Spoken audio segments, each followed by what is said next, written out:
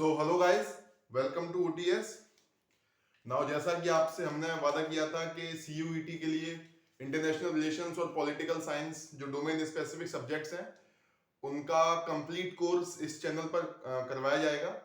तो उसी सिलसिले में हाजिर हूं मैं इंटरनेशनल रिलेशंस के अगले वीडियो के साथ। आज मैं आपको 2-3 टॉपिक समझाऊंगा, फिर कुछ डिस्कशन करना है। ठीक है, so let's get started for today's video. Welcome to OTS. I am Ash Bhadauria and this is the second video of international relations regarding CUET.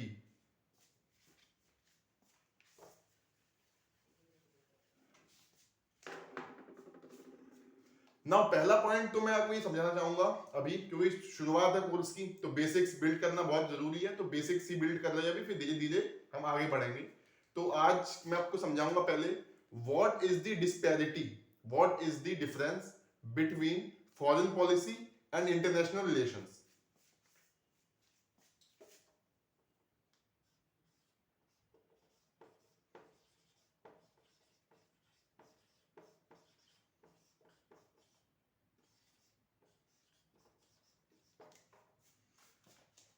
Now what is the difference between foreign policy and international relation. तो क्या फर्क होता है? Foreign policy को आप ये मान सकते हैं कि इट इज अ टूल, और इंटरनेशनल रिलेशन को आप मान सकते हैं इट इज अ विजन, यानी कि हमको यहां पहुंचना है। ये इंटरनेशनल रिलेशन का विजन है हमारा कि यहां पहुंचना है। Foreign policy is the tool to reach that level. समझ रहे हैं? फॉरेन पॉलिसी बेसिकली वो टूल है जिससे आपको अपना विजन, जो कि एक पर्टिकुलर सिनेरियो है इंटरनेशनल रिलेशंस में, वहां पहुंचना है। अब वो सिनेरियो इंडिया का क्या है? इंडिया का वो सिनेरियो है to become the super power, to shape up the politics around the world. ये इंडिया का विजन है इंटरनेशनल रिलेशंस का। अब वहां तक पहुंचने के लिए जो टूल का इस्तेमाल किया जा रहा है, जिस रास्ते का इस्तेमाल कर रहे हैं, वो रास्ता है फॉरेन पॉलिसी।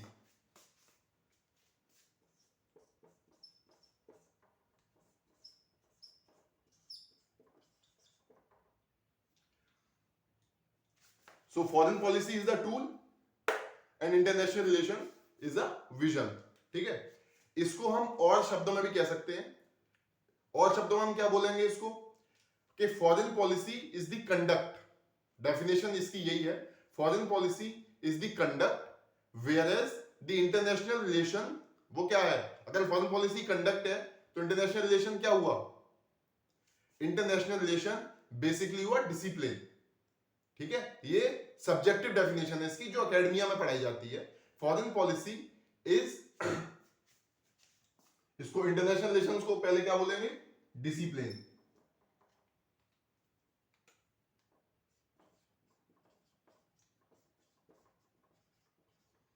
फॉरेन पॉलिसी क्या होगी?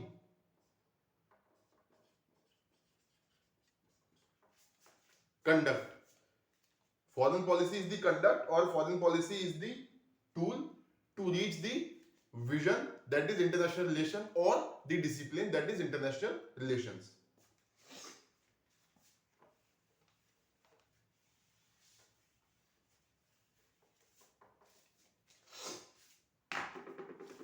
नाउ अगला टॉपिक जो है वो आता है कि what are the different modes of engagement between two countries. दो देशों के बीच में एंगेजमेंट के मोड्स हैं, वो क्या होते हैं?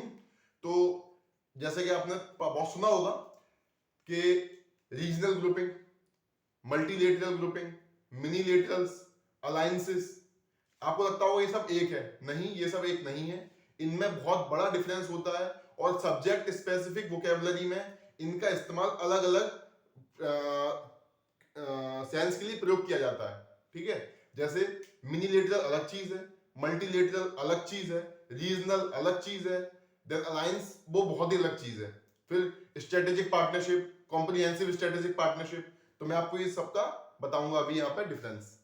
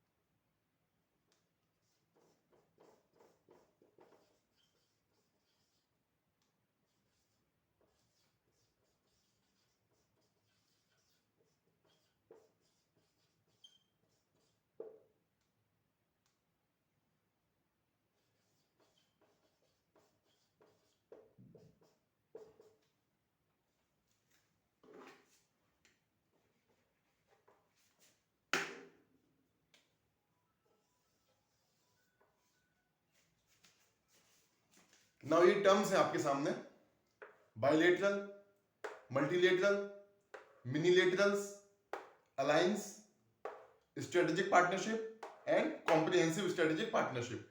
अच्छा, एक और टर्म लिख देता हूं मैं,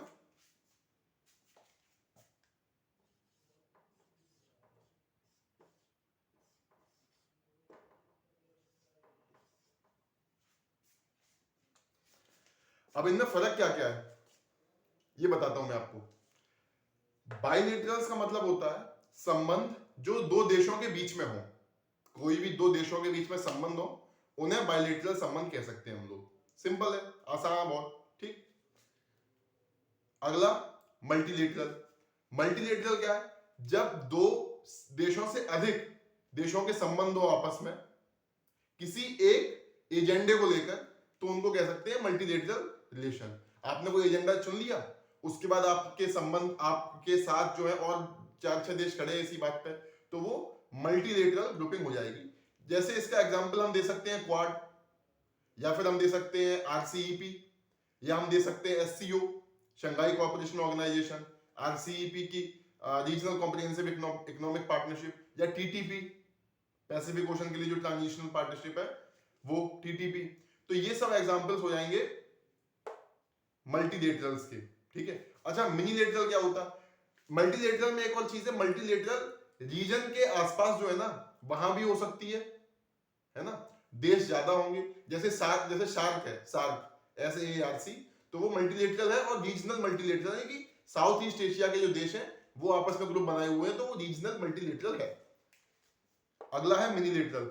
मिनीलेटरल क्या होता है कि एक छोटा ग्रुप जिसमें कुछ बहुत चुनिंदा पर्टिकुलर एजेंडा है, उनके लिए कुछ देश इकट्ठे हुए हैं, है ना। इसका एग्जांपल हो सकता है क्वाड, इसका भी ये क्वाड होगा।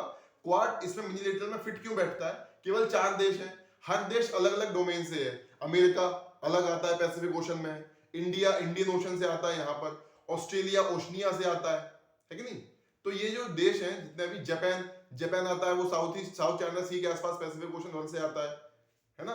तो जितने भी देश हैं ये अलग अलग रीजन से इकट्ठे हुए हैं, और बहुत सारे टॉपिक्स पे बात नहीं करेंगे, ये केवल गिने चुने जो एजेंडे इनने चुन रखे उन पर ही बात करेंगे, केवल उनके लिए ही आएंगे। मिनीलेटरल एक तरीके से मल्टीलेटरल का ही, मतलब मल्टीलेटरल जैसा ही है, बस उसमें फर्क क्या है कि नंबर ऑफ एजेंडास कम हो जाते हैं उसमें। और मिनीलेटरल का एक नुकसान ये है कि क्योंकि मिनीलेटरल एक रीजन से एक या दो देश को ही उठाता है, तो वहां के जो बाकी देश हैं उनमें इनसिक्योरिटी आ सकती है।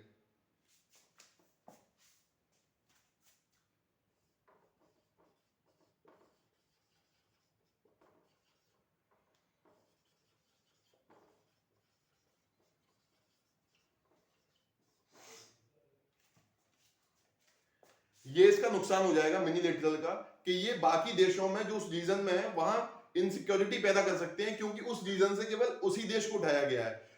मल्टीलेटरल में ये नहीं होता, क्योंकि मल्टीलेटरल में उस रीजन से कई सारे देशों को उठाया जाता है, तो उन सबको पता है कि क्लियर एजेंडा क्या है, क्लियर विजन क्या है, तो वहां कोई डाउट नहीं होगा, वहां कोई केओस नहीं होगा। मिनीलेटरल में ये दिक्कत होती है, डाउट हो सकता है, केओस हो सकता है, तो बाकी देश इनसिक्योर हो सकते हैं कि ये क्या खिचड़ी पक रही है। अगला आता है अलायंस। अलायंस एक बहुत ही इंपॉर्टेंट टर्म है इंटरनेशनल रिलेशन में। लोग आगे इसका इस्तेमाल बहुत आसानी से कर देते हैं कि इंडिया और उसका अलायंस, इंडिया और उसका अलायंस। मैं दोस्तों एक बात बताऊं आपको बढ़िया, इंडिया ने आज तक कभी किसी देश के साथ अलायंस बनाया ही नहीं है। India had never been into an alliance with any country in the world अब तक, और ना ही आगे बनाएगी, क्योंकि इंडिया का जो विजन है बीइंग अ सुपर पावर, उसमें अलायंस आता ही नहीं है, ठीक है। अभी तक ऐसा नहीं हुआ है, ना ही आगे ऐसा होगा कि इंडिया किसी देश के कहने पर उसके साथ अलायंस में आए। अब अलायंस होता क्या, वो मैं आपको समझा देता हूं प्रॉपर तरीके से। ये आप जो पढ़ते हैं ना इधर से उधर यूट्यूब चैनल्स पे और यहाँ से वहां बहुत डेकोरेटेड तरीके से पढ़ाते हैं, वो बेसिक चीज ये नहीं बताते कि इंडिया ने अलायंस बनाई नहीं किसी के साथ। वो इंडिया और फलाना कंट्री उसका अलायंस बताते हो कि इसका अलायंस है, इसका अलायंस है।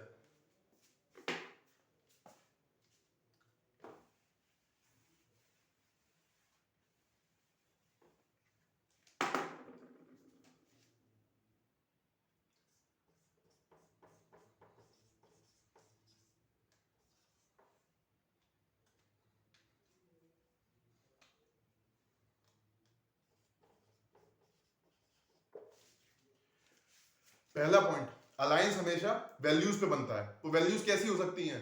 पॉलिटिकल वैल्यूज हो सकती हैं, कल्चरल वैल्यूज हो सकती हैं, या इकोनॉमिक वैल्यूज हो सकती हैं। ठीक है,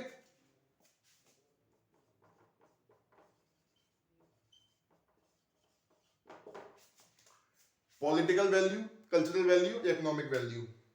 अगर आपकी पॉलिटिकल वैल्यू, इकोनॉमिक वैल्यू और कल्चरल वैल्यू सेम है, इसका मतलब आप अलायंस बनाने की स्थिति में हैं।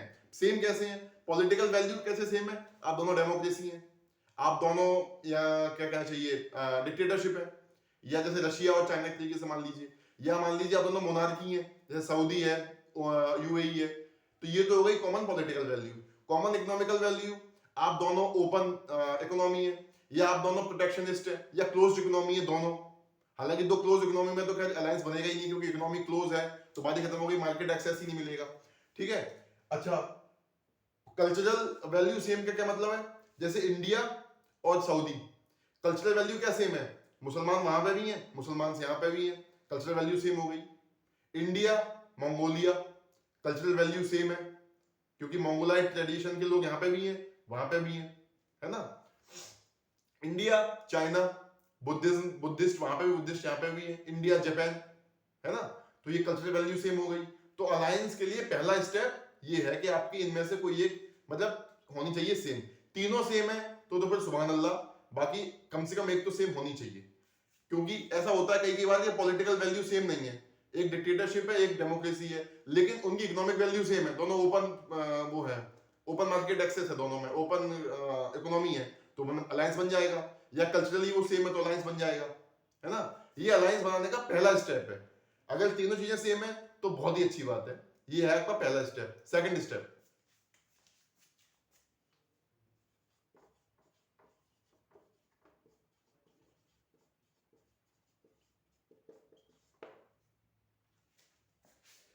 अलायंस को दो देशों के बीच में प्रपोज कौन कर सकता है कि आप अलायंस बनाते हैं? तो प्रपोज वो कर सकता है जो एनएसपी हो। एनएसपी क्या होता है आप कहेंगे? Net security provider. जो नेट सिक्योरिटी प्रोवाइडर होगा देश, वो अलायंस प्रपोज कर सकता है। What is net security provider? जो दूसरे वाले देश को सिक्योरिटी प्रोवाइड कर सकता है, कि मैं आपको सिक्योरिटी प्रोवाइड करूंगा, बदले में मुझे आपका मार्केट एक्सेस चाहिए। समझ, दोनों का फायदा समझ रहे हैं? मैं आपको सिक्योरिटी दूंगा, आप मुझे अपना मार्केट एक्सेस देंगे। तो जो भी देश नेट सिक्योरिटी प्रोवाइडर है, वो अलायंस प्रपोज कर सकता है। समझ गए इस क्वेश्चन का मतलब कि अलायंस प्रपोज कौन कर सकता है? अब इंडिया अलायंस क्यों नहीं प्रपोज कर सकता? क्योंकि इंडिया नेट सिक्योरिटी प्रोवाइडर नहीं है। सीट हमको चाहिए यूएन की, अभी हम इतना काबिल नहीं हुए कि नेट सिक्योरिटी प्रोवाइडर बन जाए। तो नेट सिक्योरिटी प्रोवाइडर क्यों नहीं है इंडिया? क्योंकि इंडिया में जो हथियार है जिनका हम इस्तेमाल करते हैं डिफेंस के लिए, उनका इंडियनाइजेशन अभी पूरी तरीके से नहीं हुआ है। अब जाकर शुरुआत हुई है।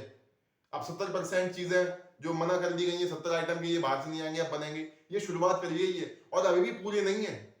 क्योंकि ये अभी आपका जो था एयरक्राफ्ट कैरियर आईएनएस विक्रांत था, उसमें भी इटली की कंपनी के इनपुट्स हैं। आपकी नेवी की कई सारी चीजें इटली की कंपनी देती है। फिर रफेल आपने फ्रांस से लिए हैं, उनकी जो कंपनी है डसो, वो देती है ना। तो ये फर्क है। China is alliance proposer. क्यों? क्योंकि चाइना ने अपनी डिफेंस कैपेबिलिटी को इंडिजीनियसली बिल्ड कर लिया है। अमेरिका इज अलायंस प्रपोजर, क्योंकि अमेरिका ने ऐसा किया। अमेरिका ने अलायंस बनाए हैं, रशिया ने अलायंस बनाए हैं। कैसे बनाए हैं? अमेरिका का अलायंस कौन सा है? नेटो।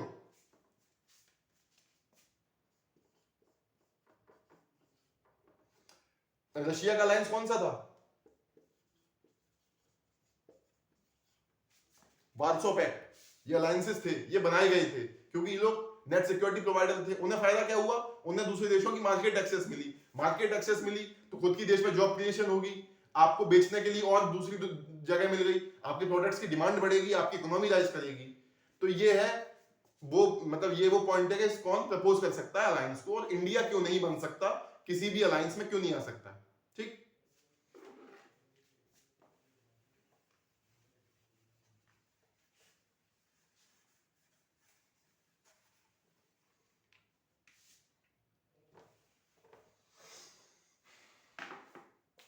अब आते हैं अगले पॉइंट पे, दैट इज स्ट्रेटेजिक पार्टनरशिप। देखो, स्ट्रेटेजिक पार्टनरशिप अलायंस से थोड़ा सा ब्रॉड टर्म है। स्ट्रेटेजिक पार्टनरशिप में क्या होता है कि जितने भी, अब जैसे अलायंस में क्या था, केवल मैं आपको सिक्योरिटी दूंगा और आपका मार्केट लूंगा, बस इतना सा होता है अलायंस में। स्ट्रेटेजिक पार्टनरशिप में क्या होता है कि जो है मैं आपके साथ जो ट्रेड है उसको बढ़ाऊंगा, ठीक है, ट्रेड वॉल्यूम बढ़ेगी। ट्रेड वॉल्यूम कैसे बढ़ेगी? जब हम दोनों के रिश्ते हर फील्ड में ओपन होंगे, उसमें डिफेंस सेक्टर भी आएगा, मैन्युफैक्चरिंग सेक्टर भी आएगा, सर्विसेज भी आएंगी, गुड्स भी आएंगे, सब कुछ आएगा, वो हो जाती है स्ट्रेटेजिक पार्टनरशिप।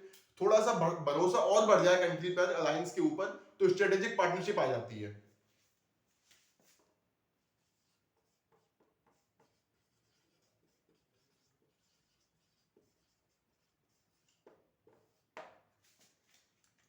मल्टीपल डायमेंशंस होते हैं इसके, मैंने आपको बताया, गुड्स, सर्विसेज, मैन्युफैक्चरिंग और डिफेंस। डिफेंस भी इसमें डायमेंशन हो सकता है।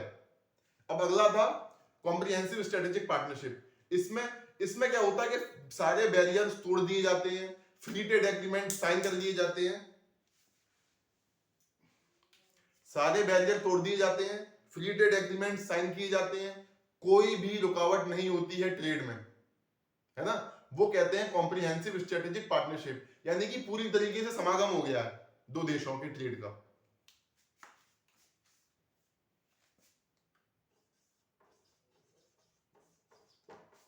कॉम्प्रिहेंसिव स्ट्रेटेजिक पार्टनरशिप बता दिया मैंने आपको, सारे डायमेंशंस इसके भी कॉम्प्रिहेंसिव स्ट्रेटेजिक पार्टनरशिप के। अच्छा, इंडिया का है किसी के साथ?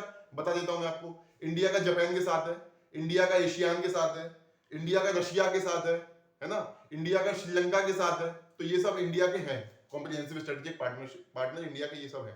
फिर मैंने टर्म लिखा था CEPA।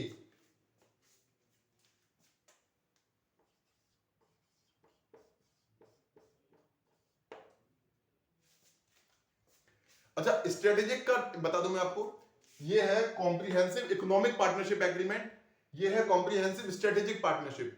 इंटरनेशनल रिलेशंस में जब भी टर्म आएगा स्ट्रेटेजिक, इसका मतलब है कि इसका ये मीन कर रहा है डिफेंस। स्ट्रेटेजिक टर्म का मतलब है डिफेंस से रिलेटेड, ये मीन कर रहा है। अगर मैं आपको बोलता हूं कि Iran is strategically important for India, इसका ये मतलब है कि Iran is important in defence sense for India, क्योंकि ईरान में शांति होगी तो अफगानिस्तान कंट्रोल कर पाओगे आप, तो डिफेंस के लिए बहुत जरूरी है।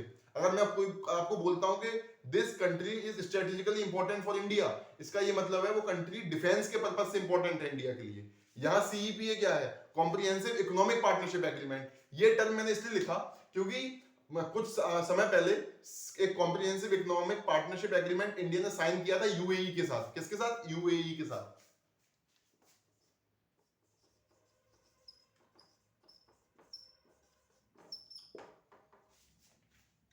इंडिया प्लस UAE, इसमें डायमेंशंस को बढ़ाया गया था, गुड्स के साथ साथ सर्विसेज को भी बढ़ाया गया था, है ना।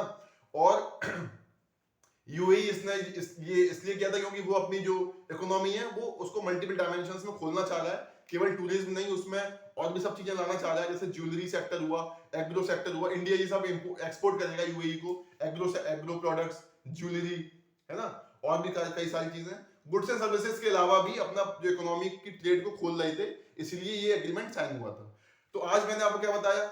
Difference between international relation and foreign policy. फिर मैंने आपको बताया कि डिफरेंट टाइप्स ऑफ जो रीजनल वो होते हैं, टाइज होते हैं बिटवीन टू नेशंस, वो सब क्या क्या होते हैं मैंने आपको बताया नाम, और उनका डिफरेंस बताया। अच्छा, ये किए क्यों जाते हैं? To deepen the relation. Every cooperation जो मैंने आपको बताया, अलायंस से लेके स्ट्रेटेजिक पार्टनरशिप से लेके जितने भी थे सारे रीजनल मल्टीलेटरल, ये सब किए जाते हैं to deepen the cooperation between the two nations, है ना। तो मुझे उम्मीद है कुछ आपको नया इसमें मिला होगा, जानने के लिए कुछ समझ में आया होगा। और इसी सीरीज के अगले वीडियो के साथ मैं आपको मिलता हूं नेक्स्ट वीडियो में। तब तक के लिए स्टे ब्लेस्ड, पढ़ते रहिए। जय हिंद।